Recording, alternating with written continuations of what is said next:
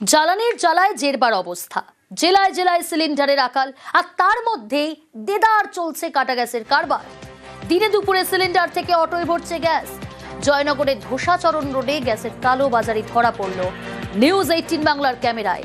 দেখাচ্ছি, দেখুন কিভাবে দোকানে মেশিন লাগিয়ে সিলিন্ডার থেকে অটোয় এলপিজি ভরা হচ্ছে। আর এখানেই প্রশ্ন, কিভাবে কোথা থেকে এত সিলিন্ডার মজুত করে কালো বাজারি চলছে?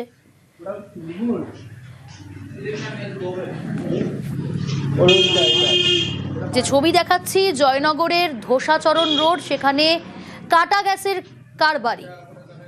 একদিকে জ্বালানির জ্বালায় জেরবার অবস্থা, জেলায় জেলায় সিলিন্ডারের আকাল, আর তার মধ্যেই দেদার কাটা গ্যাসের কারবার।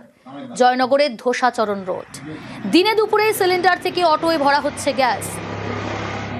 আর সেই ছবি ধরা পড়ল নিউজ 18 বাংলার ক্যামেরায়।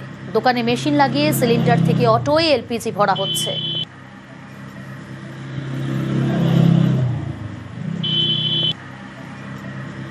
পুলিশকে টাকা দিয়ে কাটা গ্যাসের ব্যবসার দাবি, কয়েক হাজার টাকার বিনিময়ে কাটা গ্যাসের কারবার। নিউজ 18 বাংলায় দাবি, কাটা গ্যাসের কারবারি। সিলিন্ডার থেকে দেদার অটোয় গ্যাস ভর্তি।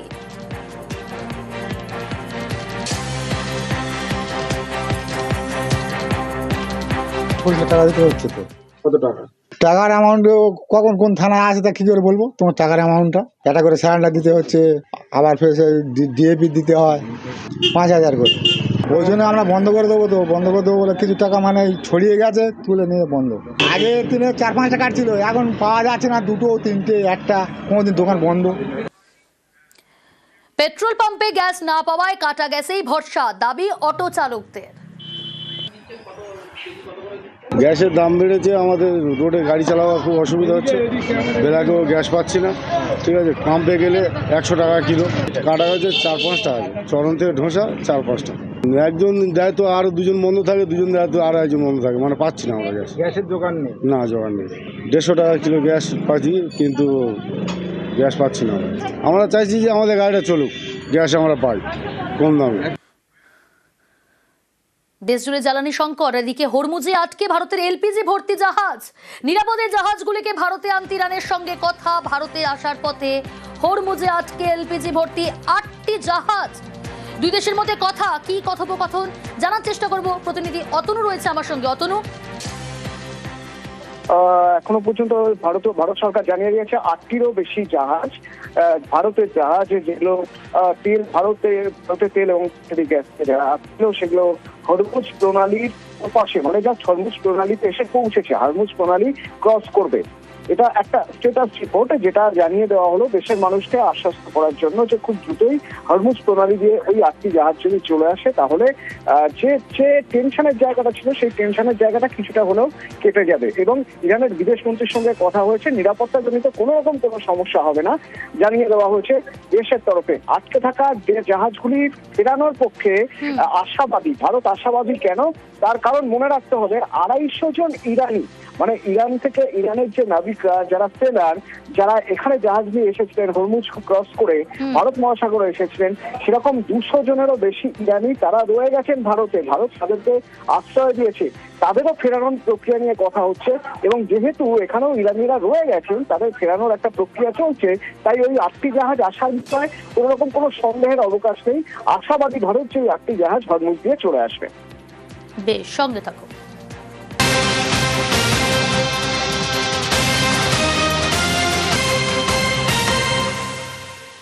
মধ্যপ্রাচ্যের যুদ্ধে জেরবার বিশ্ব, ইরানকে ফের হুঁশিয়ারি ডোনাল্ড ট্রাম্পের।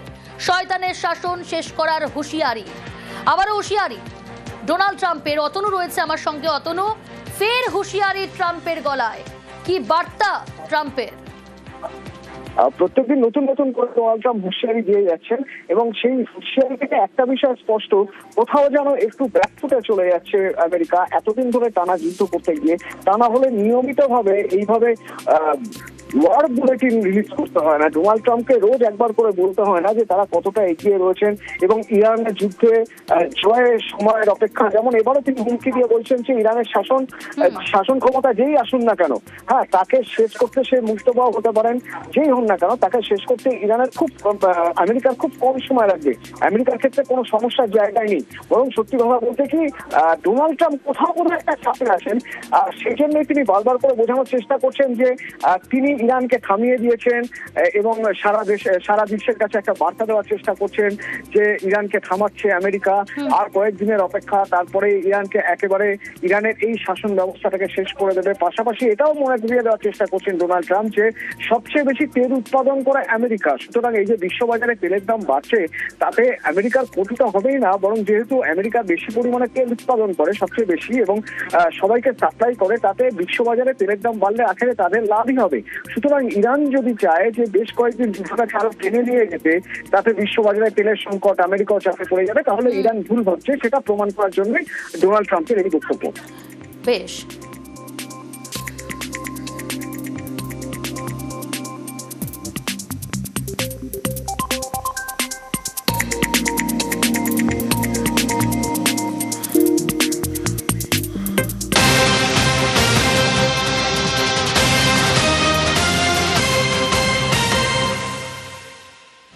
আমেরিকাকেও পাল্টা হুঁশিয়ারি ইরানের জ্বালানি পরিকাঠামো বন্দরে হামলা হলে জবাব। যেখান থেকে আমেরিকা তেল আমদানি করে সেখানেই টার্গেট।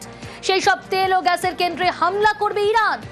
আমেরিকাকে চরম হুঁশিয়ারি ইরানের। অতনু রয়েছে আমার সঙ্গে, প্রতিনিধি অতনু। ইরানও চুপ করে থাকার নয়, এবার পাল্টা হুঁশিয়ারি আমেরিকাকেও। এর আগেও দেখেছি, এবার ফের সরাসরি হুঁশিয়ারি এবং জবাব দেওয়ার হুঁশিয়ারি। কারণ একটু আগে যখন আমরা কথা বলছিলাম, আমি তোমাকে বলছিলাম বা দর্শক আমরা জানাচ্ছিলাম যে আমেরিকা বারবার এটা বোঝানোর চেষ্টা করছে যে সবচেয়ে বেশি তেল উৎপাদন করে তারা, সুতরাং বিশ্ববাজারে তেলের দাম বাড়লে তাদেরই আজকে লাভ, তাদের এখানে কোনো ক্ষতি হবে না। ইরান যদি যুদ্ধটাকে আরো এগিয়ে নিয়ে যেতে চায় তাতে আমেরিকার অন্তত কোনো ক্ষতি হবে না। কিন্তু ইরান পাল্টা হুমকি দিয়ে বলছে যে তেল উৎপাদনকারী, বিশ্বের সর্ববৃহৎ তেল উৎপাদনকারী দেশ হতে পারে আমেরিকা, কিন্তু তেল নিয়ে যাবে কোথা থেকে? যে জায়গায় তেল শোধনাগার রয়েছে বা যে জায়গা থেকে তেল নিয়ে যায় আমেরিকা, ঠিক সেই জায়গাগুলো আঘাত আনা হবে যাতে আমেরিকার এই তেল ব্যবসার মেরুদণ্ডটা ভেঙে দেওয়া যায়। বেশ, به دولت متجاوز و کلیه همپیمانان آن اخطار می‌دهیم. کوچکترین حمله به زیرساخت‌های انرژی و بنادر جمهوری اسلامی ایران پاسخ کوبنده و ویران کننده ما را به دنبال خواهد داشت. در صورت چنین تجاوزی همه زیرساخت‌های نفت و گاز منطقه که آمریکا و همپیمانان غربی در آن ذی‌نفع هستند به آتش کشیده می‌شود و দেশে পর্যাপ্ত পরিমাণে জ্বালানি মজুত রয়েছে, লোকসভায় দাঁড়িয়ে বললেন পেট্রোলিয়াম মন্ত্রী। অথচ তার মন্ত্রকের যুগ্ম সচিবের মুখে অন্য তথ্য। সুজাতা শর্মা সাংবাদিক বৈঠক করে বললেন পরিস্থিতি কঠিন, তবে জ্বালানির যোগান যাতে স্বাভাবিক থাকে তার জন্য সব রকমের চেষ্টা করছে কেন্দ্র। The Strait of Hormuz has been effectively closed to commercial shipping. The availability of petrol, diesel, aviation, turbine fuel, kerosene and fuel oil is fully assured. Retail outlets across the country are stocked and supply chains for these products are functioning normally. Large LNG cargoes are arriving on an almost daily basis through alternative supply routes, and India has sufficient gas production and supply arrangements to sustain this position. We import almost 60% of our LPG, and most of it, almost 90%, comes from Strait of Hormuz. So it's a difficult situation, but government is making all efforts to ensure that the supply to the domestic consumers is ensured. পশ্চিম এশিয়ায় যুদ্ধ প্রভাব পড়ছে কয়েক হাজার kilometre দূরে ভারতে। রান্নার গ্যাসের জন্য হাহাকার, লম্বা লাইন, ভিড়ে ভিড়। অনেকে বলছেন গ্যাসের বুকিংই করা যাচ্ছে না, অনেকে আবার বলছেন বুক করতে পেরেছে কিন্তু গ্যাস পাওয়া যাচ্ছে না। এই পরিস্থিতিতে বৃহস্পতিবার লোকসভায় পেট্রোলিয়াম মন্ত্রী হরদীপ সিং পুরী বক্তব্য রাখেন। বোঝানোর চেষ্টা করেন চিন্তার কিছু নেই, ভারতে পর্যাপ্ত পরিমাণে জ্বালানি মজুত রয়েছে। The Strait of Hormuz has been effectively closed to commercial shipping. The availability of petrol, diesel, aviation, turbine fuel, kerosene and fuel oil is fully assured. Retail outlets across the country are stocked and supply chains for these products are functioning normally. Large LNG cargoes are arriving on an almost daily basis through alternative supply routes, and India has sufficient gas production and supply arrangements to sustain this position. মন্ত্রী বললেন লোকসভায়, তারপর সাংবাদিক বৈঠক করলেন তারই মন্ত্রকের যুগ্ম সচিব। সেখানে অন্য তথ্য। We import almost 60% of our LPG, and most of it, almost 90%, comes from Strait of Hormuz. So it's a difficult situation, but government is making all efforts to ensure that the supply to the domestic consumers is ensured. যুগ্ম সচিবের কথাতেই স্পষ্ট, পরিস্থিতি কঠিন বলেই দেশের মধ্যেই LPG উৎপাদনে জোর দিয়েছে কেন্দ্র। Ministry of Petroleum and Natural Gas directed all the refineries to maximize the production of LPG, and as a result of that, the production has increased.